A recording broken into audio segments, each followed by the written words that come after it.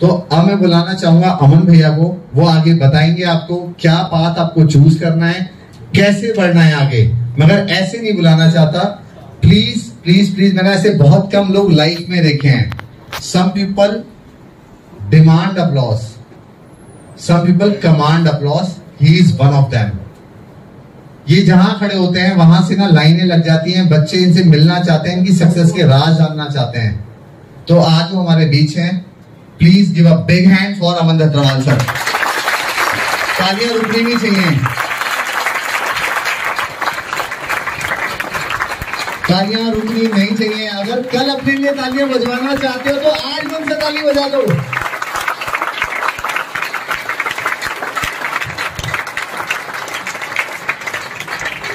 Hello everyone, कैसे हो आप सभी लोग? हाय हाय हेलो। तो कितने हैं यहाँ पे स्टूडेंट्स? कितने हाथ ऊपर खड़ा करें। कितने पेरेंट्स आए हैं यहाँ पे? कितने बच्चे हैं जो ड्रॉपर्स हैं? कितने बच्चे हैं जो 11वीं के? 11वीं के नहीं, ये कंप्लीट ड्रॉपर्स हैं। इसके बाद 11th। अच्छा ठीक है। सो जनाब, कहाँ से शुरू करें? एक सेमिनार रखना है आप सभी लोगों। यूजुअली सेमिनार या कॉलेजेस में होते हैं। अभी करीबन 70 सेमिनार हो चुके हैं और हर सेमिनार 4-4.5 घंटे तक खिंचता है और कोई उसमें स्क्रिप्ट नहीं होती, ऐसे ही बात करना स्टार्ट कर देते हैं और घंटे 2 घंटे बाद बच्चा कोई टॉपिक बात उठाता है, उसी पे आधे घंटे, उसी पे आधे घंटे। आज उतना समय नहीं होगा, आपका आधा घंटा 1 घंटा मैं लूंगा। इसी दौरान कुछ चीजें हैं जो मैं खुद अपनी लाइफ से सीखा, वो आपके साथ शेयर करूंगा। अगर आज कुछ भी जो मेरे पास है उसमें एक बहुत स्ट्रॉन्ग कंट्रीब्यूशन लाइफ में 2 लोगों का मेरे पास रहा है और उनमें गैस कर लिया होगा आपने, वो होते हैं आपके मम्मी और आपके पापा।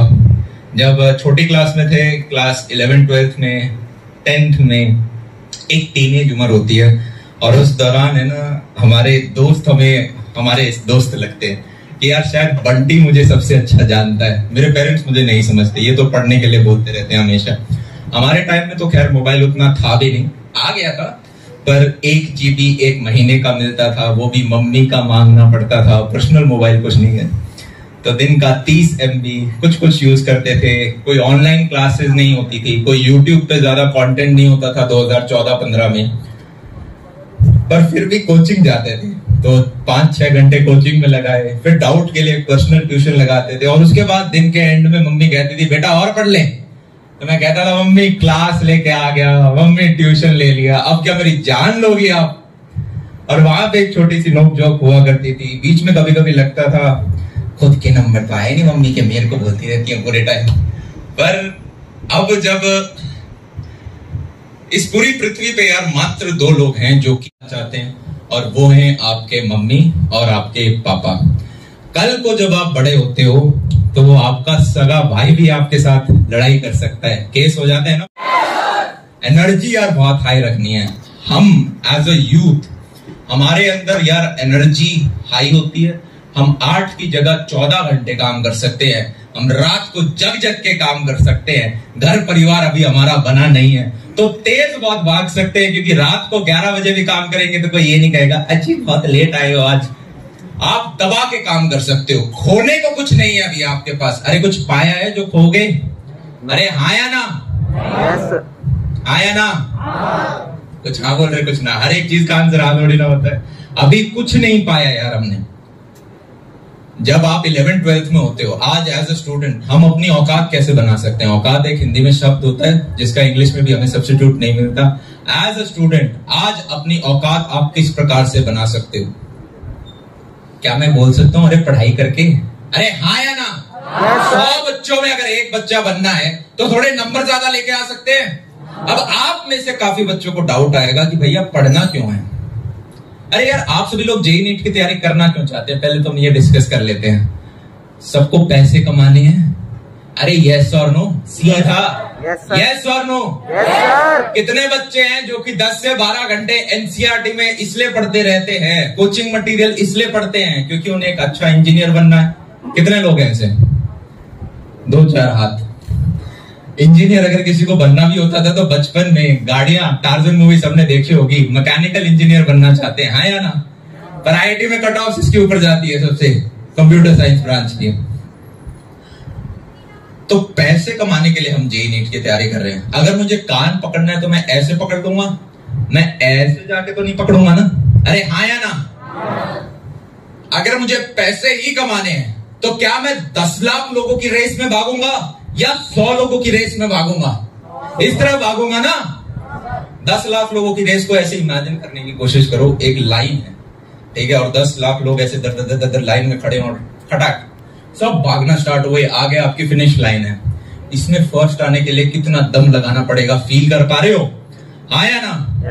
पर उसी 150 करोड़ की पॉपुलेशन में अगर मात्र 100 लोग इस तरफ भाग रहे हैं, क्या मैं बोल सकता हूं ये 100 के 100 फर्स्ट आ जाएंगे? अरे हाँ या ना? तो लाइफ में जब कॉलेज खत्म हुआ था यार, थोड़ा सा कंस्ट्रक्शन का काम भी मैंने स्टार्ट किया था। वहां पे आपका एक लेबरर होता है, वो लेबरर 8 घंटे काम करता है और उनकी कुछ दिहाड़ी होती है। फिर एक छोटा आईटी इंजीनियर होता है, वो भी 8 घंटे काम करता है, उनकी थोड़ी ज्यादा दिहाड़ी होती है। फिर एक बड़ा सॉफ्टवेयर इंजीनियर या डॉक्टर होता है, वो भी 8 घंटे काम करता है और उनकी थोड़ी और ज्यादा दिहाड़ी होती है। फिर एक व्यक्ति होता है जिसका खुद का काम होता है, बिजनेस होता है, फाउंडर होता है, वो भी 8 घंटे काम करता है, 2 घंटे एक्स्ट्रा क्योंकि उसका खुद का काम है, और उसका और पैकेज होता है। क्या मैं कह सकता हूं ये सारे के सारे 8 घंटे काम कर रहे हैं? हाँ या ना? ये सारे मेहनत कर रहे हैं। अरे रिक्शा वाला भी धूप में मेहनत कर रहा है, और ये व्यक्ति जो एसी में बैठ के काम कर रहा है, ये भी 8 घंटे काम कर रहा है। तो क्या डिफरेंस है कि एक को बहुत कम मिल पा रहा है और एक बहुत ज्यादा गेन कर पा रहा है? किस चीज का फर्क है? अपॉर्चुनिटीज। इस व्यक्ति ने राइट अपॉर्चुनिटीज को ग्रैब किया। ये व्यक्ति शायद 100 की डायरेक्शन में भागा। ये व्यक्ति शायद किसी यूनिक चीज के ऊपर काम कर रहा है कि मार्केट में ऑलरेडी एक चीज थी, एक नई एक्स्ट्रा चीज ऐड करके लाया, एक बेटर सॉल्यूशन। शायद मार्केट का कोई दर्द था जिसको इसने दूर किया। अरे हाँ या ना? Yes sir. अरे यस और नो? Yes sir. इंडिया में पॉपुलेशन की बात करें 150 करोड़ हम होने वाले हैं और हमें सबसे बड़ा यंग नेशन कहा जाता है। यस और नो? और यूथ को सबसे ज्यादा क्या चाहिए? जॉब। जॉब चाहिए। पहले तो हम डिसाइड करते हैं जॉब क्यों चाहिए। हम एज अ ह्यूमन हम बड़े डेस्परेट जीव हैं। डेस्परेट का मतलब समझ पा रहे हो? अभी हमारे मम्मी पापा हमारा खर्चा देख रहे होते हैं, आप कॉलेज में आओगे तब भी वो आपका खर्चा देख लेंगे। बाकी मेरा मानना है आप अपना पैसा स्वयं कमाएं। वही चीज बोलूंगा जो खुद करी हो गई, आप अपनी फीस खुद दें। पर चलो आप जॉब करने पे आए, अब आपके रेंट का खर्चा है, बिजली का खर्चा है, राशन का खर्चा है, कल को शादी हो गई तो बच्चों की फीस का खर्चा है, हेल्थ का खर्चा है, परिवार थोड़ा बड़ा हो गया है तो गाड़ी लेने का खर्चा है, घर लेने का खर्चा है। ये जब इतने सारे खर्चे आदमी को दिखते हैं तो ये जीव डेस्परेट हो जाता है। क्या हो जाता है?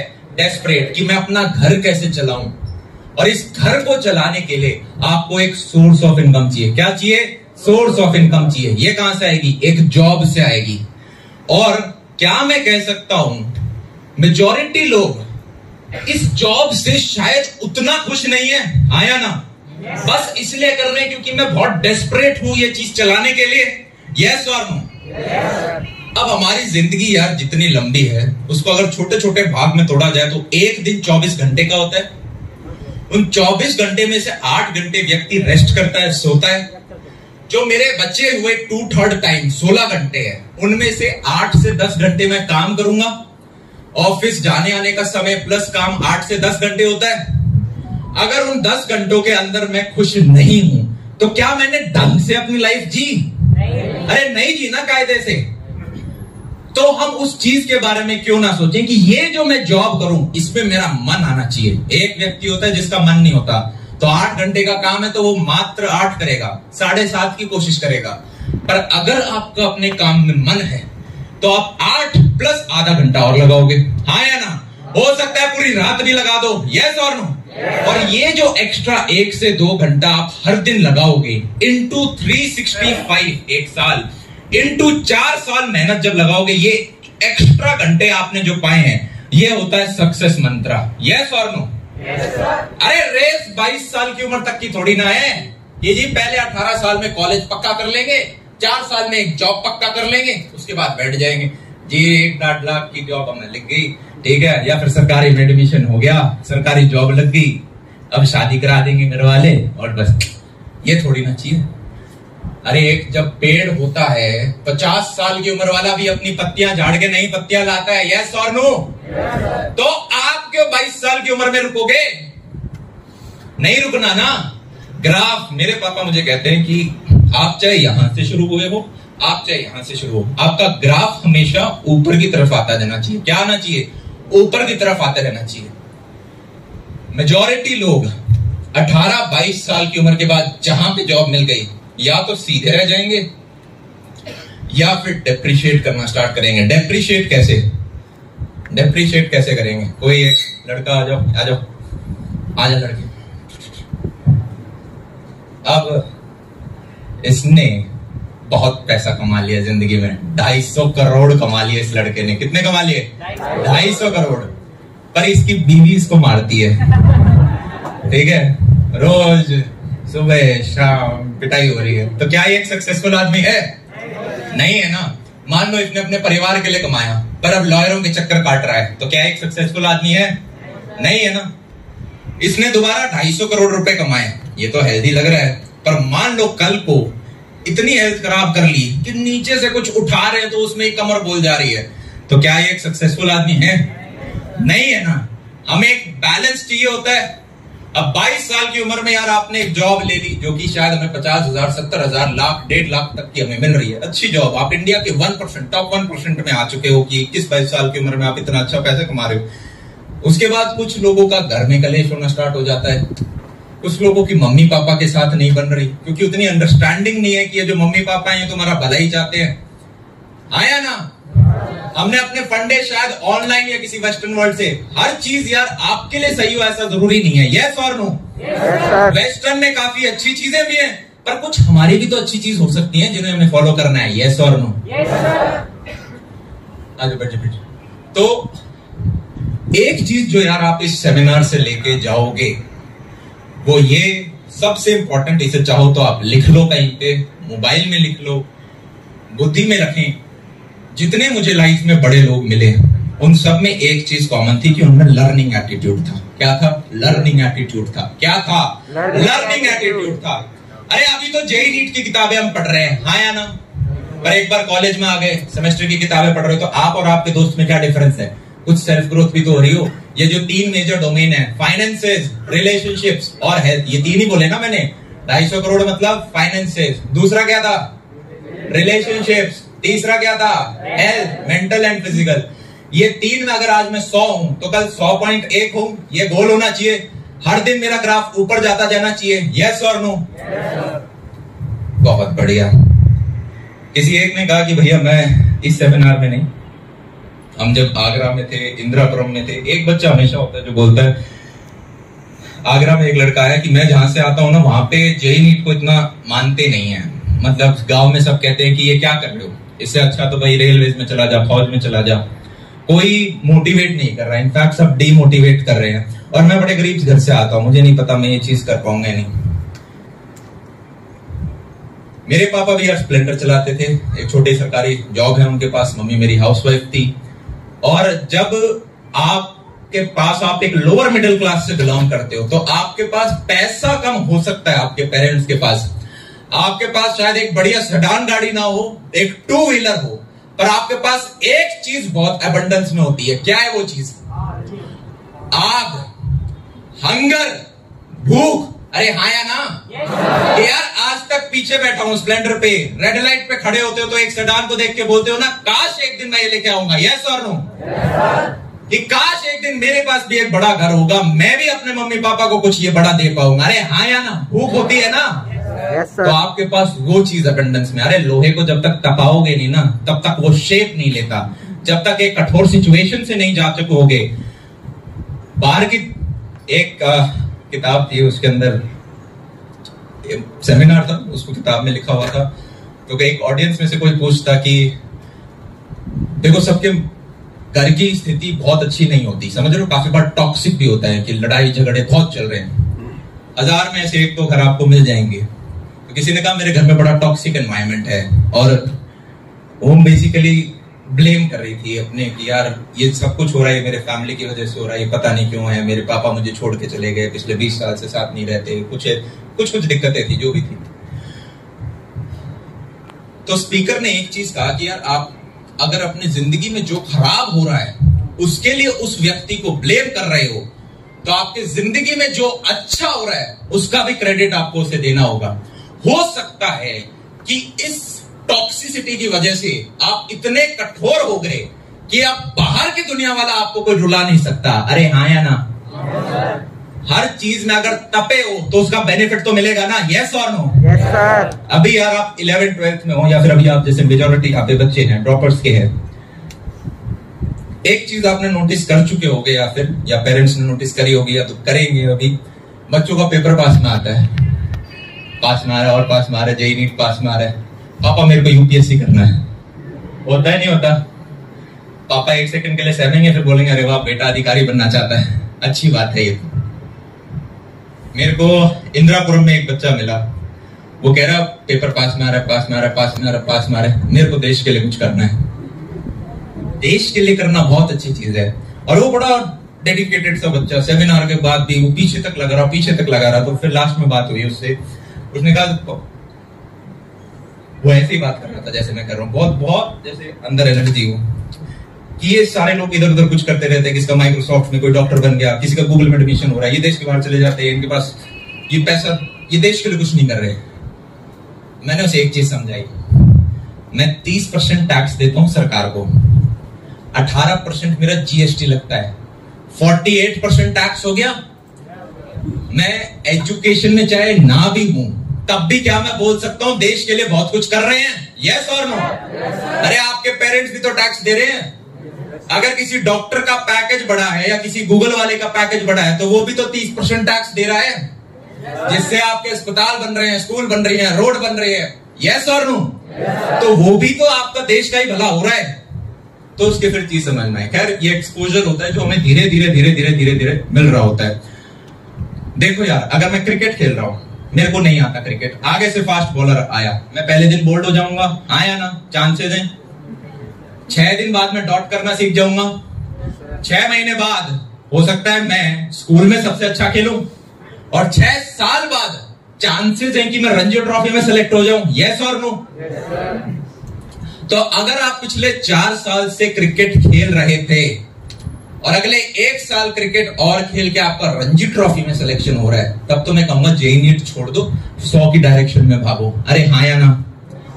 अगर आप पिछले 5 साल से गाना गा रहे थे और अगले 1 साल गाना और गा के आपका इंडियन आइडल में सिलेक्शन हो रहा है, तो मैं कहूंगा जेईई नीट छोड़ दो और इन 100 की डायरेक्शन में भागो, यस और नो? सिमिलरली बाकी स्किलों में भी आप पिछले 5 साल से ऑलरेडी काम कर रहे थे और ये 1 साल और लगा के आप कुछ बहुत अच्छा अचीव करोगे, तो उस डायरेक्शन में भागो। पर फॉर्चुनेटली अनफॉर्चुनेटली हमारे इंडियन एजुकेशन सिस्टम में मेजॉरिटी बच्चों के पास ऐसा कोई स्किल नहीं होता जिसपे हमने पहले से काम कर रखा हो। तो ऐसे में आज के दिन हम अपनी औकात कैसे बढ़ाएं? मात्र पढ़ना, वो 10 से 15 लाख की रेस में भागना एक ऑप्शन बच जाता है हमारे पास, हाँ या ना? अरे यस और नो? Yes sir. तो आप कहोगे कि भैया 15 लाख की मैं भाग गया, फिर 100 में कब भागूंगा? यहां पे भी तो भागना है। एक बार जब कॉलेज में आ गए तो आपके पास कितने साल होंगे? साथ में कोई एमटेक कर रहा है तो 5, इतना ही मेडिकल वालों के पास होगा, हाँ या ना? तो उस टाइम आप अपनी साइड हसल पे काम कर सकते हो। उस टाइम बहुत समय आपको मिलेगा कि हाँ आप अपने कॉलेज की पढ़ाई कर रहे हो, आप अपना प्लेसमेंट्स के लिए भी पढ़ रहे हो, पर सैटरडे संडे खाली है, दिन के 2-2, 3-3 घंटे आप साथ में काम कर करके 4 साल में इतने वर्किंग आवर्स लेके आ जाते हो कि अब जो आप डेस्परेट जीव थे, जिसकी कुछ कल को नीड्स होने वाली हैं अपने 4th और 5th ईयर के बाद, उनको पूरा करने के लिए देखो या तो आपके पास प्लेसमेंट्स हो या फिर आपने पैरेलल साइड हसल पे काम करके एक न्यू सोर्स बनाया इनकम का, हाँ या ना? ये 2 सिंपल रास्ते हैं। तो आज जब आप 11th 12th या जेईई नीट की तैयारी कर रहे हो, 1 साल मात्र बच गया है, तो उस टाइम हम अपने दिमाग से एटलीस्ट ये निकाल लें कि मैं एकदम से यूपीएससी के पीछे नहीं भागूंगा, मैं एकदम से भलाई करने नहीं निकलूंगा, हाँ या ना? कहीं हम एस्केप ना कर रहे हो, यस और नो? कहीं हम खुद को ही बुद्धू ना बना रहे हो, यस और नो? ऐसा नहीं है कि आप स्टार्ट करोगे तो फेल हो जाओगे। कैरी मिनाटी का नाम सुना होगा, 11th-12th में नंबर कम आए, पर वो व्यक्ति अब बहुत अच्छा बिल्ड कर गया, हाँ या ना? Yes sir. पर उस व्यक्ति ने भी 7वीं क्लास में स्टार्ट किया था, 3 साल पहले भी लगाए थे जब उतना अच्छा रिजल्ट नहीं मिला था, हाँ या ना? तो ये चीज थोड़ी सी आपको ध्यान में रखनी है और पेरेंट्स को भी। सेकंड जो चीज मैं आपको बोलना चाहूंगा कि एक तो लर्निंग एटीट्यूड हम सीख गए।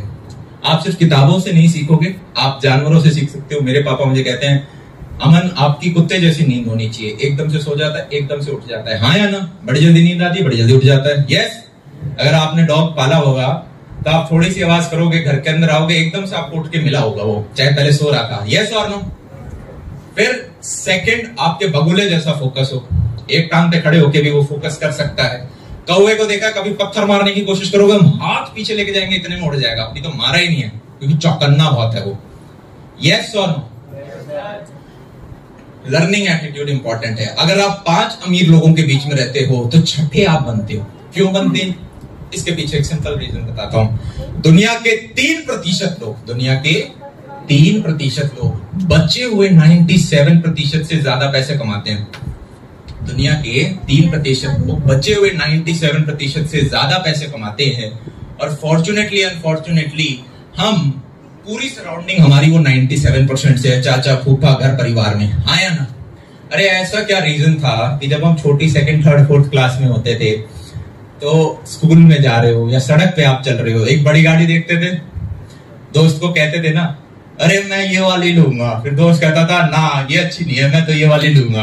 होती थी ना ये बात। धूम को अगर मूवी देखा हो तो हायाबुसा का क्रेज सबको पड़ा होगा, यस।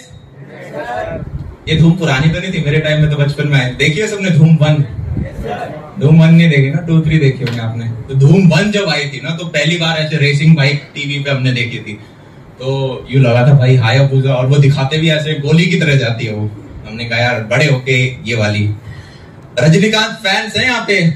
Yes sir. अरे यार कैसे रजनीकांत फैन नहीं हो? चलो ठीक है, कोई बात नहीं, साउथ में जाके मैं पूछूंगा ये सेम क्वेश्चन वापस। तो अगर आपने रजनीकांत की मूवी देखी होंगी तो आपको सपने ऐसे आते हैं, ये 4 ब्लैक एसयूवी चल रही है, फिर वो रुक रही है, गेट खुल रहा है, लुंगी के साथ आप बाहर जा रहे हो, एंट्री मार रहे हो, हाँ या ना? आए नहीं सपने? अगर नायक मूवी देखी है तो वहां पे आता है कि यार काश मैं भी एक दिन के लिए चीफ मिनिस्टर बनूं, एक दिन के लिए प्राइम मिनिस्टर बनूं। पर यही बच्चा धीरे धीरे जब 9th, 10th, 11th क्लास में आता है तो इसको बता दिया जाता है एम्स और आईआईटी, हाँ या ना? इसका एकमात्र गोल हो जाता है एम्स और आईआईटी। और वहां पे क्या है, लिमिटेड नंबर ऑफ सीट्स हैं। एम्स में तो और कम है, और आईआईटी की बात करें 10-15 हजार सीट, एनआईटी में 50,000 सीट, हाँ या ना?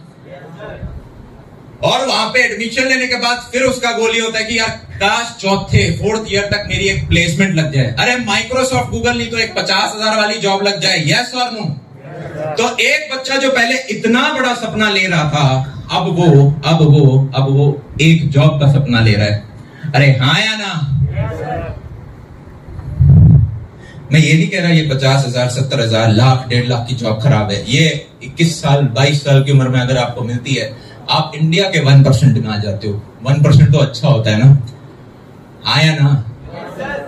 मैं चाहता हूं कि हम 1% को ही क्यों टारगेट करें, अगर आप ऊपर के 0.1 या 0.01% में आ सकते हो, यस और नो? अरे यार एक जॉब के पीछे मैं क्यों भागूं?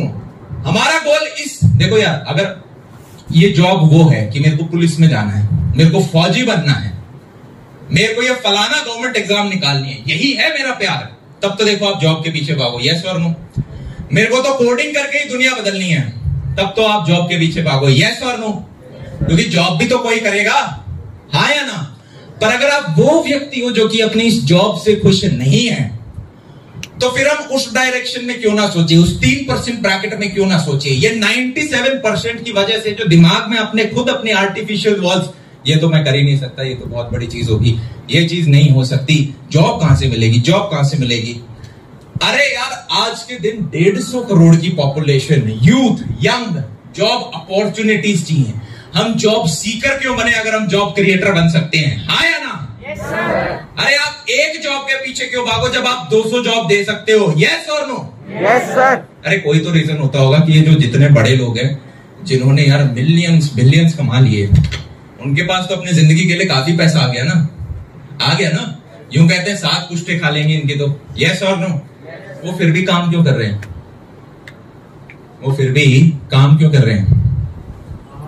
दो तीन रीजन है। पहला, उन्हें काम में मजा आता है। यस। अरे आप घूमने जाओगे ना 11th-12th में सोचते हैं मैं वहां घूमूंगा 6 महीने में आप घूम घाम आते हो, 2 साल में घूमने के सारे भूत उतर जाते हैं। कहां घूमोगे? एक पहाड़ होता है, एक ओशियन होता है, बीच में सड़कें होती हैं, कितना घूम लो इन्हें, चाहे बार बार रिपीट कर लो। यस और नो?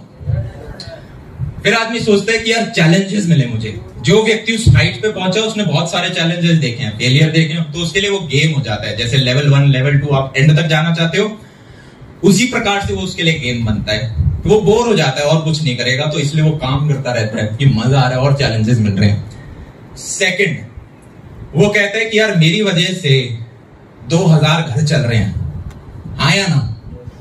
तो मैं 200 और क्यों ना करूं? ये तो हुई, साथ में 2200 क्यों ना हो? समझ पा रहे हो? रिस्पॉन्सिबिलिटी उस पर ज्यादा है, जो कि शायद हमें दिख नहीं रही है, पर क्योंकि वो अपने कंपनी में रोज 2000 लोगों को दिख रहा है तो उसे रोज दिख रही है। यार ये जो महीने में सैलरी जाती है इससे 2000 घर चलते हैं, हाँ या ना? अगर हमें अपना सपना लेना है तो हम अगले 2 साल का क्यों लें, अगले 4 साल का क्यों लें, अगले 40 साल का क्यों ना लें? अरे हाँ या ना? Yes sir. मेरा गोल ये है कि अगले 40 साल में हमें 50 करोड़ बच्चे ऑफलाइन में टच करने। ऑफलाइन मतलब ऑनलाइन में सिर्फ नेट पे टच नहीं करने। जैसे आप अगर अभी 200 हो तो प्लस 200 हो गया, ऐसे हमें 50 करोड़ बच्चे टच करने अगले 40 साल में, हर एक साल कुछ कुछ। इतना बड़ा सपना क्यों ना लें?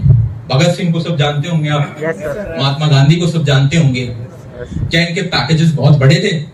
नहीं ना, इनको तो जेलों में भी बंद किया गया ना। यस और नो? घर परिवार से दूर रखा गया। यस और नो? मारा पीटा भी गया। यस और नो? तो इनके अंदर वो पैशन कहां से आया? पैशन शब्द का मतलब होता है टू सफर। पैशन का मतलब क्या होता है? सर्च करना गूगल पे, to suffer for a worthwhile cause. इन्होंने देखा जिस चीज के लिए हम लड़ रहे हैं वो हमसे बड़ी है, जिस चीज के लिए हम लड़ रहे हैं वो हमसे बड़ी है, और उसके लिए कुर्बान अगर आप हो जाओगे तो वो एक वर्थवाइल कॉज होगा। अरे यस और नो? तो जब आप अपना सपना लो तो वो बहुत बड़ा होना चाहिए। Dream big. Step number 1, dream big. क्या करेंगे? Dream big and then multiply it with 10। वो और बड़ा हो जाए जिससे कि आपको पता हो जिसके पीछे मैं भाग रहा हूं उसके लिए कुर्बान भी हो गए तो वो एक वर्थवाइल चीज है। यस? अरे किसी बड़ी चीज के पीछे ही भागोगे ना, हाँ या ना? मम्मी बोलेगी किचन में शाही पनीर है तो एकदम से बेड छोड़ के आओगे, बोलेगी खिचड़ी आ रहा है। तो बड़ा सपना तो पहले लें, पहले शाही पनीर को तो 10 से गुना करें। स्टेप नंबर 2, जो तेरे पास है उसी से कमाल कर जा। Start today. आज शुरू करना जरूरी है। आपके बैंक अकाउंट में चाहे 0 रुपीज हो तो ये लिखो करना क्या है। एक पन्ना और पेंसिल तो है आपके पास, उस पे लिख लो। 200 रुपए है तो उसका बिजनेस का जो डोमेन नेम है वेबसाइट का वो परचेज कर लो। अरे हाँ या ना? शुरुआत करनी जरूरी है। Start today. अगर आपने बोल दिया ये तो मैं 5 साल बाद करूंगा, कॉलेज में आप आ गए, देखो अगले 1 साल तो आपको मेहनत करनी पड़ेगी, थोड़ा कंडीशन समझना है। पर कॉलेज में आके आप ये कह रहे हो कि जी एक बार जॉब मिल गई उसके बाद मैं करूंगा, वो नहीं होगा। काफी बच्चे मुझे कहते हैं कि भैया पेरेंट्स कह रहे हैं, एक तो हर बार है ना किसी को ब्लेम करने के लिए होने चाहिए, तो पेरेंट्स कह रहे हैं कि पहले जॉब कर लो, उसके बाद जॉब के बाद देख लेना तुम्हारा मन हो तो। शेर के मुंह में आप खून चखा दोगे, वो मीट को छोड़ेगा? फिर नहीं छोड़ेगा ना। अरे हाँ या ना? आपने एक बार चेक घर में आने स्टार्ट हुए 50,000 के, तब छोड़ के जाना मुश्किल है, या कॉलेज में ही एक साइड हसल बना के उस पर काम करना आसान है? समझ में आ रहा है मैं क्या बोल रहा हूं? यस और नो? जब एक बार आपकी डेस्परेट नीड्स एक सोर्स से आनी स्टार्ट हो गई तब तो आदमी आलसी हो जाता है कि काम चल तो रहा है, भूख होनी जरूरी है ना। अरे हाँ या ना? मैं अपने कॉलेज के फाइनल ईयर में था, हमारा एवरेज पैकेज 17 लाख था कॉलेज का, और मैंने अपनी प्लेसमेंट छोड़ी थी कि नहीं लेनी, क्योंकि 4 साल से पहले काम कर रहे थे तो मैं थोड़ा बहुत पैसा बना रहा था उस टाइम। तो जब प्लेसमेंट छोड़ी, पहला पैकेज था माइक्रोसॉफ्ट का 40 लाख का, तो मेरे धक धक हुआ यार ये मेरे बैचमेट ही तो है, इनके भी मेरे जैसे नंबर है, ये 40 लाख। और उस टाइम पता नहीं था, 40 को सीधा बटा 12 किया तो 3 लाख से ऊपर का पैकेज दिख रहा था। बाद में पता चला ये 40 नहीं होता, ये 16-17 ही होता है, बाकी स्टॉक ऑप्शंस होते हैं। अगले साल से आपका पैकेज 16 लाख ही हो जाता है। पता है नहीं पता कोई बात नहीं, बाद में आपको पता चल जाएगा। तो एकदम धक धक हुआ। फिर दूसरे बच्चे आए, 35 लाख जा रहा है, किसी का 50 लाख तक पैकेज जा रहा है। मुझे लगा गलती तो नहीं कर दी पैकेज प्लेसमेंट छोड़ के, रजिस्टर भी नहीं कराया। पहले रजिस्टर कराना होता है कि मैं बैठूंगा प्लेसमेंट में, पर फिर वो रिस्पॉन्सिबिलिटी अपने, जब एक होता है आप नॉर्मल भाग रहे हो, एक कभी पीछे कुत्ता भागता है ना तो और तेज भागता है आदमी। फील कर पा रहे हो? अरे यस और नो। वो प्लेसमेंट छोड़ना एक तरह से कुत्ता भागना हो गया पीछे से, क्योंकि अब यूं था सारे दोस्तों की लग गई, हमारी नहीं लगी। तो उस दौरान बहुत तेज भागे, तो हर एक चीज यार, मैं इतनी सारी चीजें डिस्कस करना चाहता हूँ, 4.5-5 घंटे लगते हैं हर एक चीज बात करने में। पर कुछ चीजें जो अभी हमने बिल्ड करी मैं रिवाइज कराऊंगा। पहली बात तो यार हमारी जो बुद्धि होती है ह्यूमन बींग्स की, ये कुछ इस प्रकार से बनाई गई है कि हम भूल जाएं, जो याद है वो भूल जाए। अरे हाँ या ना? तो मान लो अगर घर में किसी का ना हो भाई, कभी ना हो, पर किसी की डेथ होती है तो दुख होता है। अगर हम भूलते नहीं तो उस दर्द के साथ ही जिंदगी काटनी पड़ती है। यस और नो? तो इसलिए भूलना जरूरी है। अब जो काम की चीज है उसको 6 बार रिवाइज अगर कर लेंगे तो वो रट जाती है। भगवान जी की आरती एक बार गाओगे नहीं याद होगी, पर रोज रोज गाओगे तो जबान पे आ जाएगी। यस और नो? यही होता है। पहली बार रास्ता पूछना पड़ता है, एक पॉइंट ऐसे आता है, बात करते करते चाय बिस्किट खाते खाते अपने आप पैर आपको घर पहुंचा देते हैं। हाँ या ना? तो रिवाइज करना बहुत जरूरी है। मेरे पापा जो थे उनकी गवर्नमेंट, पुराने टाइम में यार इतनी अपॉर्चुनिटीज नहीं थी, ये पहले आपको मानना पड़ेगा। आपके माँ बाप के पास कम अपॉर्चुनिटीज थी, आपके पास ज्यादा है। यस और नो? आपके मम्मी पापा बैंकेट हॉल में बैठ के ऐसे कुछ नहीं देख सकते थे, ना ऑनलाइन था, ना डिजिटल था, ना कुछ और था। उस टाइम में ये था, या तो भाई घर में खेती करो, ठीक है, टीचर वीचर लग जाओ बीएड वगैरह करके, नहीं तो फौज पुलिस में से कुछ चले जाओ। इतने ही ऑप्शंस होते थे। समझ में आ रहा है? हाँ या ना? आप जो एकदम से कह देते हो जी एंड्रॉइड डेवलपर बन जाएंगे, वेब डेवलपमेंट कर लेंगे, डॉक्टर में ये कर लेंगे, कल को मास्टर्स कर लेंगे, ये सारे ऑप्शंस नहीं पता होते थे। तो मेरे पापा सबसे पहले तो स्कूल के टीचर बन गए, छोटी क्लासेस के टीचर होते हैं। फिर किसी ने कहा अरे बड़े वाले बन सकते हो, तो बड़े वाले बन गए। फिर किसी ने कहा अरे 10वीं 11वीं 12वीं के बच्चों को भी पढ़ा सकते हो, तो तीसरा पेपर क्वालिफाई किया। फिर किसी ने कहा अरे राजस्थान पुलिस में भी तो जॉब लग सकती है, थानेदार बन सकते हो, तो वो एग्जाम क्लियर किया। फिर उसके बाद किसी ने कहा दिल्ली पुलिस का भी एक पेपर होता है, तो फिर पापा ने वो दिया और ऑल इंडिया रैंक 1 आए। मेरे पापा बहुत स्मार्ट थे, मतलब गिस्सू बच्चे थे पापा, पढ़ाई में बहुत, शैतान में बहुत, हाइपर एनर्जेटिक। फिर उन्हें पता चला यूपीएससी के बारे में, मतलब कोई नॉलेज नहीं होती थी यार आपको। जो वो नहीं होता पोस्टमैन, पापा कहते थे मैं पोस्टमैन वाले को कुछ पैसे दे के रखता था कि यार अगर कहीं से कोई न्यूज आए कि सिलेक्शन हुआ या नहीं हुआ तो घर तक पहुंचा जरूर देना, वरना पता कैसे चलेगा। राजस्थान में एक गांव है गोविंदपुरा, वहां पे पहुंचानी है तो पोस्टमैन के साथ बात करनी पड़ती थी। फिर उन्होंने पता चला उनको जॉब के दौरान कि यूपीएससी का कुछ एग्जाम होता है। यूपीएससी का उन्होंने, पुलिस की जॉब में आपसे अपॉइंटमेंट लेटर पे लिखवाते हैं आपकी जॉब 24/7 होगी, किसी भी टाइम आपको बुलाया जा सकता है, आपको हमेशा उपस्थित होना पड़ेगा। तो जॉब के साथ उन्होंने तैयारी करी, उनका बस मेंस क्वालिफाई हो पाया, आगे नहीं हो पाया इंटरव्यू। तो उनके अभी तक हमेशा रह जाता था कि यार वहां नहीं हुआ सिलेक्शन, वहां नहीं हुआ सिलेक्शन। तो हम 11 भाई थे, कजन्स वगैरह सारे मिला के, बहनें भी हैं मेरी।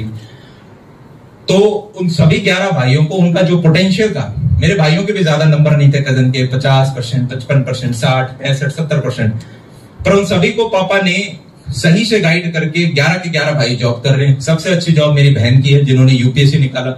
ना मेरे पापा ने कोचिंग ली थी, ना मेरे 11 भाइयों ने कोचिंग ली थी, ना मेरी दीदी ने कोचिंग ली थी। दीदी ने बस ऑप्शनल सब्जेक्ट की कोचिंग ली क्योंकि वहां पे थोड़ी जरूरत होती है, और सबने सिलेक्शन किया। तो एक फैक्ट तो बहुत सिंपल है, असली मेहनत रैंक निकालने में जो लगती है वो बच्चे की लगती है और उसके पेरेंट्स की लगती है। यस और नो? मेरे भाइयों ने मेहनत करी और पापा ने उन्हें एक कमरा ला के दे दिया कि भाई इस कमरे से बाहर नहीं निकलोगे अगले 3 साल, ये किताब है इनका, 7 बार जिस दिन रिवीजन कर लोगे तब सिलेक्शन हो जाएगा। उन्होंने 13 बार रिवीजन कर लिया उसका।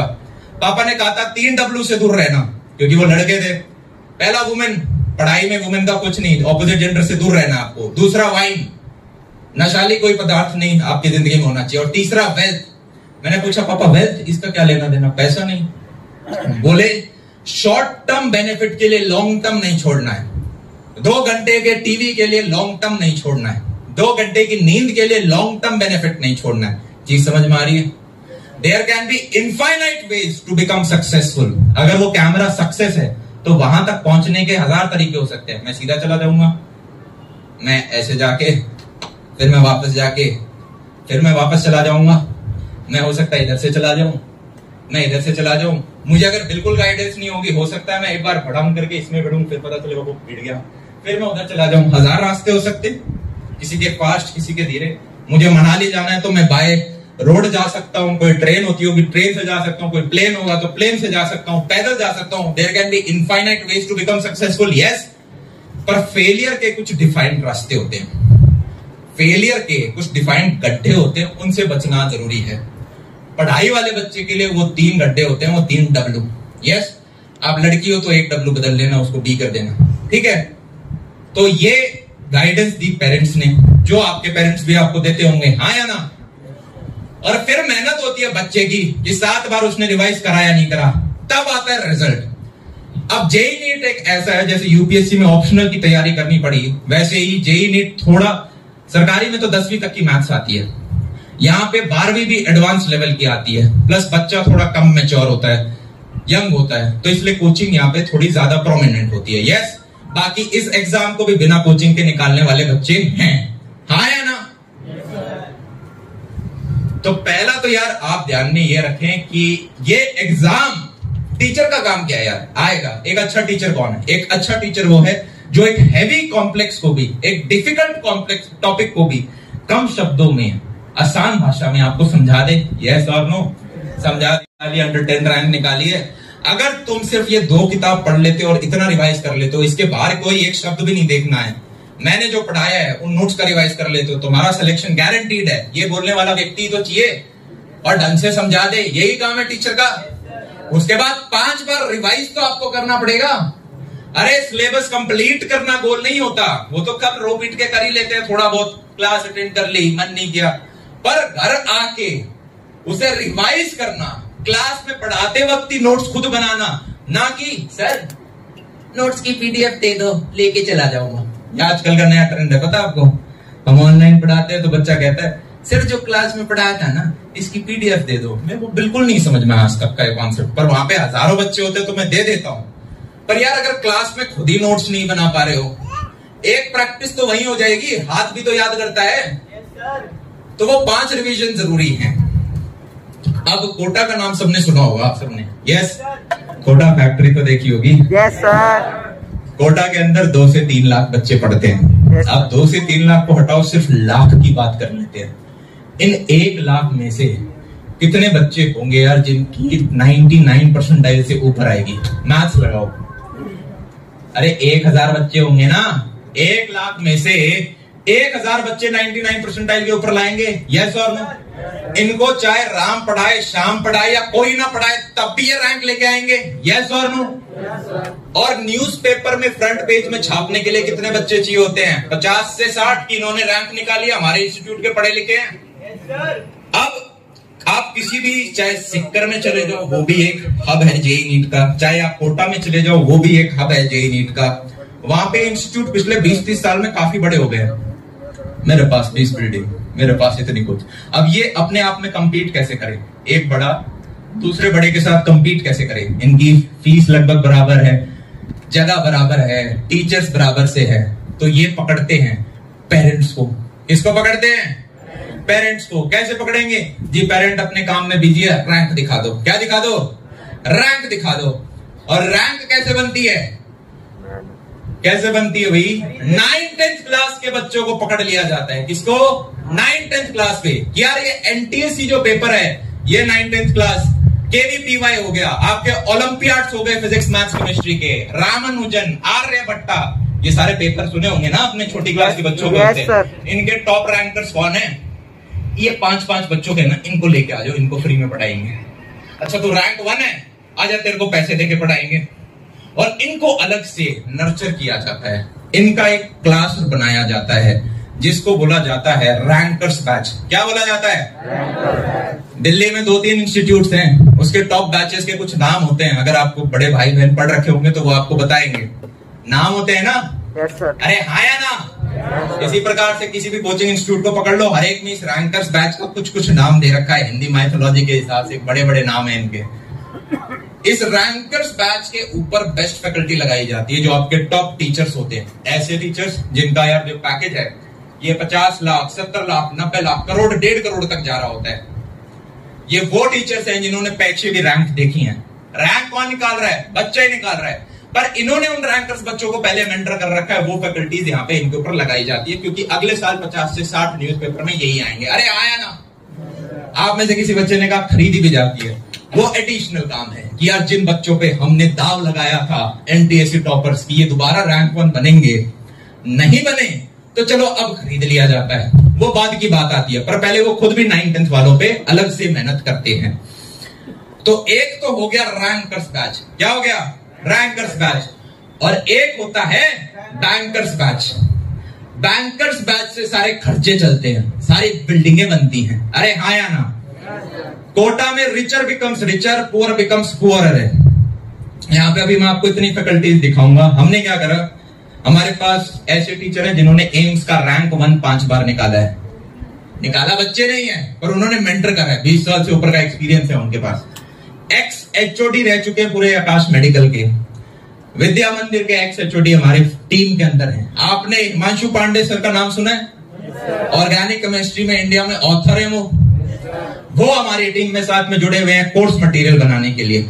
हमारा मेन कंसर्न ये था कि यार ये जो रैंकर्स बैच की फैकल्टी जो अलग अलग इंस्टीट्यूट में है, अगर इन्हें हम अपने साथ जोड़ के इंडिया में हर जगह पहुंचा दें, तो ये हमारा गोल था। क्या कि यार अगर एक ऐसा टीचर है जो कि करीबन 80-90 लाख करोड़ रुपए कमा रहा है, क्या मैं बोल सकता हूँ ये अच्छा पैसा कमा रहे हैं? आया ना? तो ये अपने परिवार के लिए अच्छी लिविंग कंडीशन चाहेंगे। Yes sir. इनके भी छोटे छोटे बच्चे होंगे जो 9वीं-10वीं क्लास में होंगे। यस और नो? तो या तो ये टॉप शहर में रहते हैं या ये अपने होम टाउन में रहते हैं। हाँ या ना? जहाँ इनका परिवार होता है, या कोटा में रहेंगे क्योंकि वहां जॉब है। चीज समझ में आ रही है? वो हब है। अब ऐसे में इस टीचर को बोला जाए कि जी आप बिलासपुर में एक छोटा है शहर, वहां पे 200 बच्चों को पढ़ा दो, तो ये कहते हैं जी मैं नहीं आ पाऊंगा, आप किसी जूनियर फैकल्टी को भेज दो, मेरे बच्चे यहाँ पे सेटल्ड है। यस और नो? इसी कारणवश इंडिया के जो छोटे टियर 2 टियर 3 के सारे बच्चे थे, उनमें से एक मेजॉरिटी चंक उठ के सिक्टर और कोटा चला जाता था। अरे हाँ या ना? कि वहां पे यार हमें फैकल्टी मिलेंगी। हमने ये सोचा कि क्यों ना यहां से इंडिया में वापस जाया जाए। अगर आप ये तो यार शहर है, यहाँ पे आप सब लोग बहुत फॉर्चुनेट हो कि इतनी अच्छी स्थिति में हम रह पा रहे हैं कि दिल्ली जैसा शहर हम अफोर्ड कर पा रहे हैं। अगर आप गांवों में जाओगे, कस्बों में जाओगे, छोटे शहरों मथुरा में जाओगे, बिलासपुर में जाओगे, भिलाई में जाओगे, वहां पे आपको लगेगा कि ना अच्छी क्लासेस होती हैं, एसी तो भूल जाओ, पंखा भी धीरे धीरे चलता है, खिड़कियां खुली हैं, मिट्टी उनमें लगी हुई है, डेस्क बहुत पुरानी है, टीचर्स को उतना लेवल नहीं है, पढ़ाना अच्छे से नहीं आता है, इतनी खराब स्थिति है। तो हमने एक विजन लिया कि क्यों ना यार टॉप इंस्टीट्यूट्स के फैकल्टीज के साथ साथ टॉप हम यार वाइब भी साथ में दे रहे हो। जैसे ये है ना, ये बैंकेट हॉल है, यहाँ पढ़ाई नहीं होती है, शादियां होती हैं, ठीक है। पर इधर हमें इसलिए बुलाना पड़ा क्योंकि हमने अपनी क्लासरूम्स बहुत छोटी साइज की बनाई है। छोटी साइज मतलब वैसे छोटी साइज नहीं, उसमें बैठ 40 से 50 बच्चे सकते हैं। 51st स्टूडेंट भी उसमें नहीं बैठ सकता। ये मात्र 50 बच्चे एक बार में पढ़ रहे हो। अभी मैं आपको बताता हूँ हमने किस चीज के ऊपर काम किया है। इंदिरापुर में एक पुलिस वाले भी आए, तो पहले तो मुझे डर लगा मास्क थोड़ा सा नीचे है, कहीं मास्क थोड़ा सा नीचे है, कहीं पकड़ने तो नहीं आ गए हैं। उन्होंने बोला नहीं, मेरा बच्चा भी 11वीं में है, अभी किसी इंस्टीट्यूट पहले में मैंने एडमिशन कराया है, तो वहाँ पे 1.5 लाख फीस ले ली है, 1.5 लाख हॉस्टल के हैं, 3 लाख लग गए हैं। मैंने कहा ठीक है, तो वही पढ़ा लो, 1-2 महीने पढ़ा भी दिया होगा उन्होंने। बोला नहीं, वो बच्चा कह रहा है 250 से 300 बच्चे एक साथ क्लास में पढ़ते हैं और उन्हें हमसे पढ़ना है। तो मैंने कहा देखो अब ये आपका पर्सनल कॉल है, बाकी मैं कहूँगा आपने 3 लाख लगा दिए हैं और कांस्टेबल थे वो, तो मैंने कहा आप देख लो ये आपकी पर्सनल कॉल होने वाली है। पेन है यार, मैं खुद इस जर्नी में से जा चुका हूँ 11th-12th में और 7 साल से लगभग मैं ऑनलाइन में हूँ और इस ऑनलाइन की जर्नी में भी 2 साल मैंने एक बड़े एडटेक स्टार्टअप में काम किया, तो वहां पे भी मैंने कमियां देख ली क्या है। तो सबसे पहले आपके बच्चे की केयर ज्यादा करने के लिए हमने ये करा कि यार बजाय 250, इसमें 250 बच्चे नहीं बैठ सकते, ये जो हॉल है, तब आप देख लो 250 वाला कितना होता होगा, 300 बच्चों वाला क्लासरूम क्या होता होगा। ये आपकी जो सीटें हैं, ठीक है, हमने बेंच लगाए हैं। ये सीट मेजॉरिटी कोचिंग इंस्टीट्यूट में आपको ये दिखेगा, ऐसी सी सीट होती है और इनके ऊपर एक पल्ला होता है जिसके ऊपर आप किताब रख सकते हो, क्योंकि ऐसे भीड़ ज्यादा बैठाई जा सकती है एक सिंगल क्लासरूम में। हमने बेंचेस का कॉन्सेप्ट रखा है, आप अभी क्लासरूम में जाओगे खुला खुला बच्चा बैठ सकता है। साथ में क्लासरूम के अंदर स्टेप क्लासरूम, अभी आप सिंगल लेवल पे बैठे हुए हो, फर्स्ट रो वाला भी और 5th रो वाला भी, अगर ये 50 बच्चे हैं तो वहां पे हर एक रो के साथ आपका एक एक स्टेप ऊपर उठता जाता है। तो लास्ट वाला जो बच्चा होगा उसकी थोड़ी हाइट ज्यादा होगी और वो सीधा बोर्ड को देख पाएगा। इस चीज पे भी हमने काम किया। एयर कंडीशन आपके रूम है, अकॉस्टिक फॉर्मिंग कराइए, एक क्लासरूम के बाद दूसरे आवाज में नहीं जा सकती। टाइल से लेके छत से लेके हर एक ऐसा कोना, चाहे बेंच हो, सब कुछ दोबारा बनाया गया है। जैसे मैकडॉनल्ड चाहे दिल्ली का हो या बैंगलोर का हो, उसी प्रकार से हाइब्रिड सेंटर चाहे दिल्ली का हो, बैंगलोर का हो, चाहे मिर्जापुर का हो, ठीक है, कहीं का भी होगा, आपको सेम चीज दिखाई दे रही होगी। उसी लेवल के फैकल्टीज आपको एक साथ पढ़ाते हुए हर सेंटर में दिखाई दे रहे होंगे हर एक के। तो ये विजन यार हमने साथ में लिया। अब पढ़ाने वाला सिस्टम समझने की कोशिश करते हैं। एक इंडिया का टॉप फैकल्टी जिसने बहुत सारे रिजल्ट निकाले हैं, एक्स एचओडी रह चुके हैं, 15-15, 20-20 साल का एक्सपीरियंस रह चुका है, क्यूरेटर है, वो इन 50 बच्चों को पढ़ा रहा है। अब इनका अगर कोई डाउट है तो एक सेकेंडरी फैकल्टी बैठी हुई है साथ में, ये बच्चा आके डाउट पूछ सकता है। फिजिक्स की फिजिक्स सेकेंडरी फैकल्टी, केमिस्ट्री की अलग और मैथ्स की अलग सेकेंडरी फैकल्टी बैठी हुई है। पर मेरा पर्सनल ऑब्जर्वेशन ये रहा है कि इन 50 बच्चों में भी है ना, सिर्फ 7 या 8 बच्चे इनसे डाउट पूछेंगे। बाकियों को शर्म आती है कि यार नेहा क्या सोचेगी, ये क्वेश्चन भी नहीं आता तुम्हें, तो पूछ नहीं पाता है बच्चा। तो ऐसे में उस प्रॉब्लम को सॉल्व करने के लिए हमने डिसीजन लिया कि हम इस ऑफलाइन को और ऊपर उठाएंगे। कैसे उठाएंगे? हर एक चैप्टर के अंदर 150 से 200 एक्सरसाइज के क्वेश्चन होते हैं। यस, उन सभी एक्सरसाइज के क्वेश्चंस का अगर बच्चे को वीडियो सॉल्यूशन मिल जाए जिसमें मास्टर वो सॉल्यूशन करके दिखा रहा है, साथ में जो होमवर्क होता है डीपीपी 10 से 15 क्वेश्चन जो आपको हर दिन के दिए जाते हैं उनके आपको वीडियो सॉल्यूशन मिल जाए, जो टेस्ट सीरीज होती है जिसमें आपको सिर्फ सही गलत बताया जाता है कितने नंबर आए, उनके आपको वीडियो सॉल्यूशन साथ में मिल जाए, तो क्या मैं कह सकता हूं अब वो शर्मीला बच्चा भी अपने घर में बैठ के चाहे दिन हो या रात हो सारे वीडियो सॉल्यूशन देख सकता है। यस और नो? और अगर तब भी नहीं समझ में आया तो अगले दिन आके इन टीचर से पूछ सकता है। यस और नो? तो ऐसे में सिर्फ बच्चे का इंस्टीट्यूट का फीस कम नहीं हुआ, अब बच्चे को अलग से पर्सनल ट्यूशन ना लगाना पड़े, क्योंकि वो मेरे जैसे कैटेगरी वाले शर्मीले बच्चे होते थे जो माँ बाप को बोलते थे वहां डाउट सॉल्व नहीं होते इसलिए पर्सनल ट्यूशन लगाओ। पर्सनल ट्यूशन आपका 500-700 रुपए प्रति घंटा से लेके 2000 रुपए प्रति घंटा है। आप में से काफी पेरेंट्स ये चीज देख चुके होंगे ऑलरेडी, नहीं तो आपका दिख जाएगा आपको अगर आप पर्सनल ट्यूशन लेंगे तो इतना हाई चार्ज किया जाता है, वो अब आपको सारा इनकॉर्पोरेटेड मिल गया। भैया बस इतना ही एक्स्ट्रा था क्या? अगर ये 50 बच्चे हैं जो कि यहाँ सेंटर पे आके पढ़ रहे हैं और मान लो ये वाला जो बच्चा है ये एब्सेंट हो गया, नहीं आ पा रहा, नहीं होगा ये बीमार, पर मान लो बीमार हो गया या फिर इसके कोई फ्रैक्चर हो गया, नहीं होगा फ्रैक्चर, ठीक है, पर फ्रैक्चर हो गया या फिर शहर के बाहर है ये किसी कारणवश, तो ये बच्चा अपने घर में बैठ के क्लास अटेंड कर सकता है। जूम देखा है सबने? सेम जूम का इंटरफेस यूज किया गया है, जूम को इंटीग्रेट किया गया है। जैसे जूम में आप माइक ऑन ऑफ कर सकते हो, उसी प्रकार से अगर 2 बजे की क्लास है गगन सर की तो ये अपने घर में बैठ के क्लास अटेंड कर सकता है। इसे डाउट है तो माइक ऑन करके पूछ सकता है, अरे गगन सर ये चीज नहीं समझ में आई। हमने सिस्टम ऐसा बना रखा है माइक का कि गगन सर को आवाज सुनाई देगी, ये चाहे घर में बैठा हो, और गगन सर जो चीज बोलेंगे वो इसको अपने घर में उसी टाइम पे लाइव 2 वे आपका इंटरेक्शन है और इसे सुनाई दे रहा होगा। तो अगर किसी स्थिति में ये नहीं भी आ पाता है तो ये अपनी सारी क्लास अटेंड कर सकता है। भैया क्या बस यही एक्स्ट्रा था? बच्चा 11th के बाद 12th के अंदर जाता है। यस, 11th में उसने जितने चैप्टर पढ़े, 12th में अगर जाते वक्त उसने पहले 5 बार ये रिवाइज नहीं किए हैं तो 12वीं में भूल जाता है। ऐसे में अब उसे वो चैप्टर वापस पढ़ने, तो या तो वो YouTube पे किसी का लेक्चर देखे, पर कितना अच्छा होगा कि जिस टीचर ने उसे पढ़ाया उसी के उसको लेक्चर मिल जाए रिकॉर्डेड। यस और नो? या चाहे आप 12th के ही बच्चे हो, आपने 12th के इनिशियल चैप्टर दोबारा पढ़ने हैं, तो ये सारे लेक्चर्स आपको रिकॉर्डेड फॉर्मेट में आपको लाइब्रेरी में दिख रहे होंगे, तो आप जो लेक्चर चाहो उसको दोबारा देख सकते हो। ये चीज हमने एक्स्ट्रा करी। तो अब ये मात्र हम ऑफलाइन, इस ऑफलाइन को उठा के हम हाइब्रिड की तरफ लेके गए। अब आप कहोगे कि भैया बस यही था क्या कि आपने स्टेप क्लासरूम बना दी, क्लासरूम का एम्बियंस बहुत अच्छा कर दिया। आप 2-3 इंस्टीट्यूट से हो, सारे देख के आ जाओ और फिर हमारे इंस्टीट्यूट का एम्बियंस देख लेना। इतना काम किसी ने नहीं कर रखा होगा। सस्ती है ना, नैनो भी थी पर नैनो पिट गई। हाँ या ना? शुरुआत में तो बहुत ज्यादा बुकिंग हुई उसकी, पर अब नहीं चलती वो गाड़ी। क्यों नहीं चलती?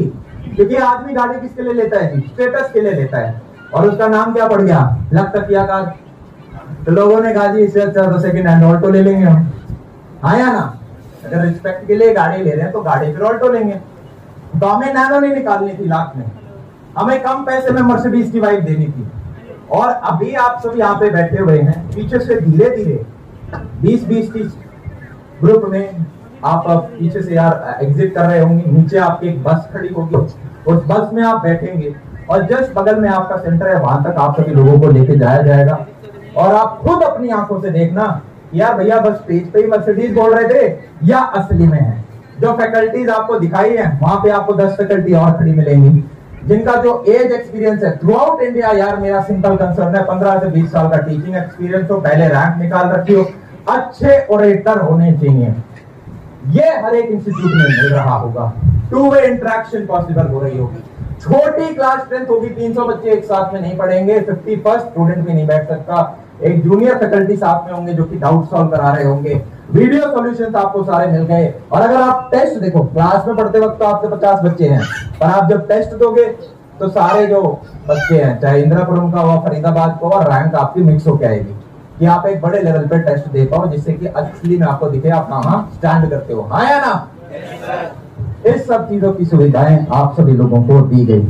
अब हमने सोचा कि भाई बस इतना, तो लास्ट में छक्का मारने के लिए हमने ये करा कि यार ये जो हाई प्राइस रेंज था इसको नीचे गिरा दिया। ये जो हाई प्राइस रेंज था उसको नीचे गिरा दिया और लास्ट में सोने पे सुहागा लगाने के लिए हमने मनी बैक गारंटी दी। यार अगर आपके बच्चे का IIT, IIIT इंडिया के टॉप 100 कॉलेजेस में नहीं होता है, जिनमें से 80 सिर्फ IIT, IIIT, NIT हो जाते हैं, फिर कुछ अच्छे प्राइवेट इंस्टीट्यूट, बिट्स, तिलानी वगैरह भी हैं, सरकारी में पेट वगैरह और है, इनमें नहीं होता, जिनमें प्लेसमेंट होती है, तो आप अपने पैसे ले जा सकते हो। शर्त ये, पेपर दिया हो पहला, ठीक है, पता चला पेपर ही नहीं दिया। दूसरा, आपने 85% ऑफ क्लास अटेंड करी हो, 85% टेस्ट सीरीज दे हो, DPP।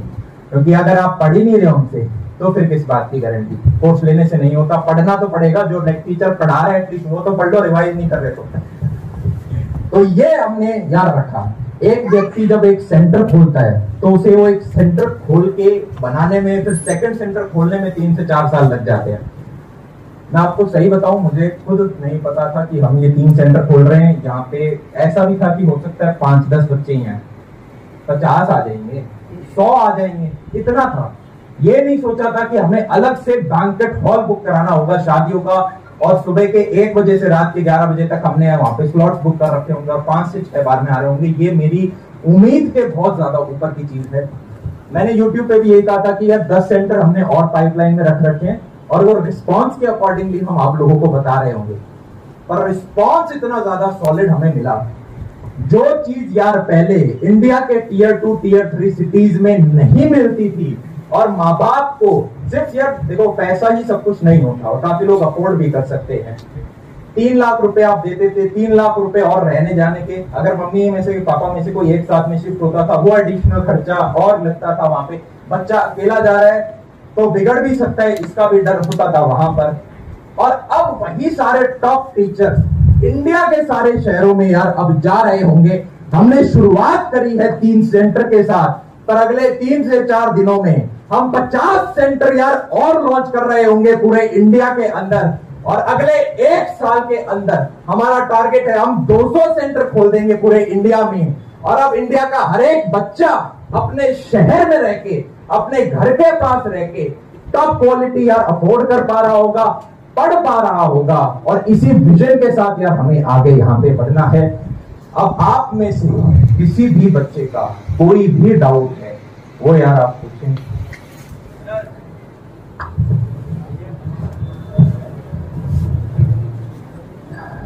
पीछे से 20 के 3 स्लॉट्स साथ साथ में जाते रहे, क्योंकि नीचे बसेस ऑलरेडी खड़ी हुई हैं। हाँ जी, और एक कुछ मैं 2-3 चीजें और बता देता हूँ कि सिर्फ 9th 10th का बच्चा हम ले रहे होंगे, 11th का बच्चा ले रहे होंगे क्योंकि इनके पास समय है। 12th के बच्चों के एडमिशन हम नहीं ले रहे होंगे क्योंकि इसके पास यार समय कम है, बोर्ड का प्रेशर है, इसकी हम गारंटी नहीं दे सकते हैं। ड्रॉपर्स का बच्चे के पास बोर्ड नहीं है, इनको हम पढ़ा रहे होंगे, इनको हम रगड़ रहे होंगे। हम पढ़ाने को यार बहुत फास्ट सिलेबस करा सकते थे, पर मेरा खुद का पर्सनल एक्सपीरियंस रहा है कि आप बच्चे को 4-4.5 घंटे से ज्यादा का ट्यूशन दे रहे हो। अरे सिर्फ ट्यूशन से होता तो सबका नहीं हो जाता, हाँ या ना? सेल्फ स्टडी बहुत जरूरी है। हर 1 घंटे पे 1.5 घंटे की सेल्फ स्टडी जरूरी है। अगर हम 4 घंटे पढ़ाते हैं तो बच्चा 6 घंटे जाके पढ़ रहा हो, अगर हम 4.5 घंटे पढ़ा रहे हैं तो वो 7 घंटे के करीब पढ़ रहा हो, ये जरूरी है। तो अगर आप ड्रॉपर्स के स्टूडेंट हो, सबसे पहले एक बहुत इंपॉर्टेंट चीज मैं बोलना चाहूंगा, ड्रॉप ईयर्स लेने से सिलेक्शन नहीं हो रहा होता, ये पता है ना सबको। ड्रॉप ईयर लेके ऐसे बच्चे भी हैं जिनका पिछले साल गलत रिजल्ट आया था, इस बार भी उतना ही गलत या और गंदा रिजल्ट आया, यस। और ऐसे बच्चे भी हैं जो कि बहुत अच्छे कॉलेज में चले जाते हैं। एक सिंपल प्रश्न आपको अपने आप से पूछना है, अरे 2 साल से ज्यादा थे ना आप लोगों के पास, हाँ या ना? ऑनेस्ट रहो अपने साथ, यस और नो? Yes sir. क्यों नहीं निकला? ये एक पेपर पे आपको 10 कारण लिखने पड़ेंगे। ये 10 कारण क्या थे मैं बता देता हूँ, कुछ आपके शायद मैच हो जाए। पहला, मैं मोबाइल बहुत यूज करता था। दूसरा, मैंने सारी क्लासेस अटेंड नहीं करी। तीसरा, जो क्लासेस अटेंड करी उनके रिवीजन नहीं बनाए। चौथा, मैं नोट्स नहीं बनाता था। 5वां, नेहा ने मुझे धोखा दे दिया था। 6ठा, इसी प्रकार से वो 10 रीजन आपको पता होने चाहिए। अगर वो 10 रीजन आप अपने साथ शपथ नहीं खा सकते कि भाई अगले 1 साल में भी मैं ये 10 चीजें नहीं करूंगा, इनमें से एक भी नहीं करूंगा, तो ड्रॉपर्स की तरफ गर्दन उठा के मुंह देखना। अदरवाइज मैथ सबने पढ़ रखी है, फंक्शन के अंदर एक इनपुट जाता है, अगर इनपुट सेम रहेगा तो आउटपुट भी सेम रहेगा। आपको ये डिस्ट्रैक्शंस काट के फेंकनी पड़ेंगी। बच्चा बोलते हैं भाई डिस्ट्रैक्शंस कैसे अवॉइड करूं? अवॉइड नहीं होती, कट होती हैं। मान लो अगर कोई व्यक्ति है, ठीक है, वो गांव में पुराने लोग बीड़ी पीते थे, यस और नो? तो मेरे नाना जी हैं, वो बीड़ी पीते हैं, मैं उन्हें कहता हूँ मत किया करो, मत किया करो। तो मैं उन्हें ये थोड़ी ना बोलूंगा कि वैसे बोलना चाहिए, पर आप ये नहीं कहोगे ना, अरे यार तू पहले इतना करता था, ऐसा कर, अब सिर्फ 2 सिगरेट पी। आप कट करोगे उसे, अरे हाँ या ना? कट करना पड़ेगा। अगर आपके पास मोबाइल है, हमें है ना कंडीशन लिख देनी चाहिए, जिसके पास पर्सनल मोबाइल है उसकी गारंटी नहीं ले रहा हूं भाई, इनकी गारंटी नहीं दी जा सकती। पर्सनल मोबाइल अगर आपके पास है जी, प्लीज उसे मम्मी पापा को दे दें, भस्म कर दें, दान दे दें, पर अपने पास ना रखें। क्या ये चीज क्लियर है? आपके पास होना चाहिए। जैसे लाइब्रेरी से किताब ली जाती है कुछ दिनों के लिए, वैसे ही कुछ घंटों के लिए अगर हद जरूरत हो गई, आप में से काफी की स्कूल भी नहीं चल रही, आओ सेंटर पे पढ़ो, तब अपने मम्मी से लो और मम्मी को साथ में बैठा के रखो। वो बच्चे मत सुनो, अभी मैं काम कर रहा हूँ मोबाइल लैपटॉप पे, गेट बंद कर दो, ऐसे डिस्टर्ब होता हूँ, मेरे को एनवायरनमेंट चाहिए। अरे होता है नहीं है, मम्मी पापा को बाहर निकाल देते हो। वो मम्मी पापा को आप बाहर नहीं निकाल रहे हो, आप अपने सपने को लात मार के अपने से बहुत दूर कर रहे हो। आप में से हर एक बंदे में बराबर पोटेंशियल है कुछ बहुत बड़ा अचीव करने का। पीछे से 20-20 बच्चे आगे से आपने, चलो पहले चले जाते हैं, तो पानी पी लेते हैं। पानी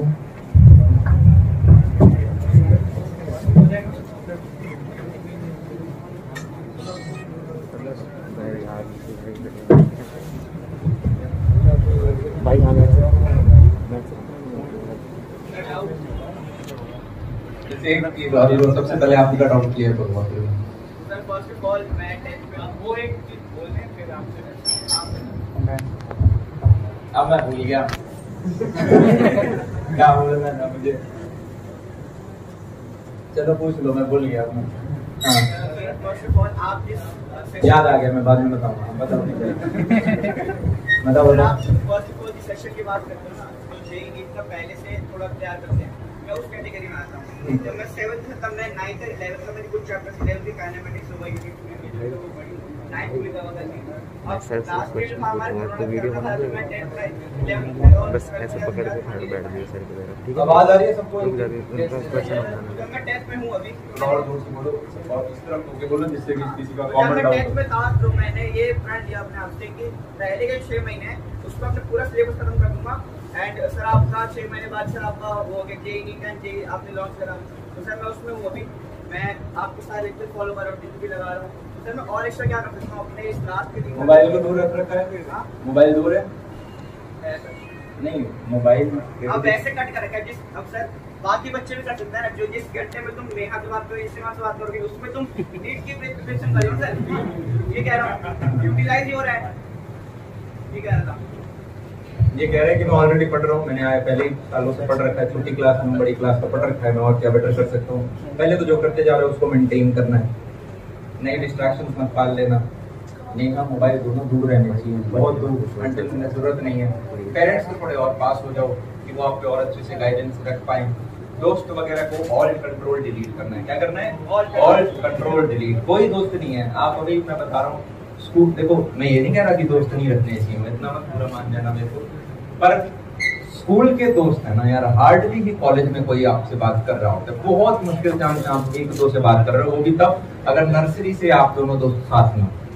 वो बच्चे जिनके स्कूल बीच में बदलते रहते हैं ना, उनके तो जीरो होने, उनका तो एक भी दोस्त नहीं मिल रहा होगा आपको। फिर कॉलेज में आप नए दोस्त बनाओगे जो कि आपके साथ 4 साल रहेंगे, उनमें से हार्डली एक दो आपकी जॉब के टाइम में साथ में होगा, और जॉब में आके आप देखोगे प्रोफेशनल दोस्त बनते हैं ज्यादातर लोग, काम से काम वाले, मैं इनका ये काम कर दूंगा, ये मेरा ये काम कर देंगे, ये जानकार है। तो एट द एंड आप देखोगे आपके मम्मी पापा ही आपके साथ रहेंगे, आपके भाई बहन के साथ आप लाइफ लॉन्ग अच्छा संबंध बना पाए, वो भी एक अचीवमेंट हो गई। तो अभी के लिए आप अपना पढ़ाई करें। 9 घंटे करते थे तो ये देखो क्या मैं 9-9.25 घंटे कर सकता हूँ। यूं देख लो कि यार आज का ये दिन था, इसमें ऐसी कौन सी 5 दिक्कतें थी जिन्हें मुझे कल ठीक करना चाहिए, उन्हें करो। टाइम टेबल फॉलो करना स्टार्ट करो, एक लॉन्ग टर्म टाइम टेबल बना लो, अगले 6 से 8 महीने का, 1 साल का, ये सिलेबस एक महीने का बना लो, फिर एक रोज का बना लो कि मैं पढ़ने क्या वाला हूँ, और दिन के एंड में देख लो मैंने असली में क्या पढ़ा। कंपेयर करोगे तो आपको दिख जाएगा ये 4-5 कंपनी। अगर एक चीज इनकॉर्पोरेट ही करनी है तो एक शेड्यूल फिक्स कर लो सोने का। एज अ स्टूडेंट सोने का अगर आपने शेड्यूल, देखो कॉलेज में कभी भी सो या मत सो उससे ज्यादा फर्क नहीं पड़ता, ठीक है, पर 11th-12th में एज अ स्टूडेंट आपको पता होना चाहिए कि यार मैं 11 से 12 सो जाता हूँ, इस 1 घंटे में पक्का सो जाता हूँ, या 12 से 1 या 1:30 बजे तक मैं सो ही जाता हूँ। 1 या 1:30 से लेट मत, ज्यादा मत करें, बच्चे को रात को मत पढ़ने दें। इसका मैं सॉलिड रीजन बताऊंगा। 11th-12th में कॉलेज में कुछ भी करो, कॉलेज में पैर ऊपर करके सर नीचे रख के पढ़ो, कोई फर्क नहीं है, पर स्कूल में लेट नाइट इसलिए नहीं पढ़ना क्योंकि आप डिनर करते हो कितने, 9 बजे, मम्मी पापा यार 12 बजे के करीब हो जाएंगे आपके, पर 3 घंटे बाद भूख लगेगी आपको, फिर आप किचन में खुद घुसोगे। किचन में अगर हम घुस गए तो आधा घंटा या 15 मिनट मैगी बनाने में तो लगाओगे, अब बनाई है तो खाने में भी समय लगाएंगे। अब खाना खाते वक्त मनोरंजन तो होना चाहिए, तो आप कुछ टीवी मोबाइल खोल लोगे और रात निकल जाएगी आपकी। पेरेंट्स को सुबह उठ के बोल दो कि पूरी रात लगा के पढ़ाना बहुत अच्छे से, तो वहाँ गलती हो जाती है। एक शेड्यूल फिक्स कर लो, सीधे से 20 स्टूडेंट्स और जाते जाएंगे। मैं जो चीज आपको बताने वाला था वो ये, मैं कितनी ही शार्प कुल्हाड़ी ले बना लूं, रगड़ रगड़ के 3 साल मैंने घुसाई करके बहुत एक शार्प कुल्हाड़ी बना ली। एक मोटा पेड़ होगा आप उसे एक बार में नहीं काट सकते, ये चीज समझ में आ रही है? चाहे कितना ही भाग के आना और कितना ही कूद के मारना है, एक बार में वो नहीं कटेगा, हाँ या ना? वहीं पे आप चाहे थोड़े से भी ब्लंट हुए, मतलब उतनी अच्छी स्थिति नहीं हुई, शायद 50-60 परसेंट नंबर ही है जैसे मेरे भाइयों के थे, पर एसएससी सीजन निकाल लिया जब वो 3 साल उसी किताब को बार बार रटे जा रहे।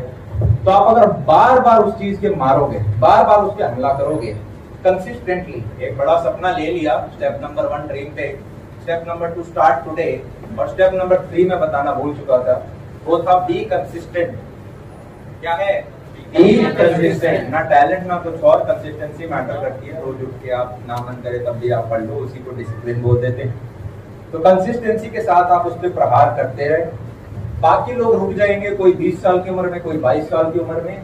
आपका यूं हो, मैं जब तक भाई हाथ पैर चल रहे हैं तब तक तो नहीं रुकूंगा। ये चीज समझ में आ रही है?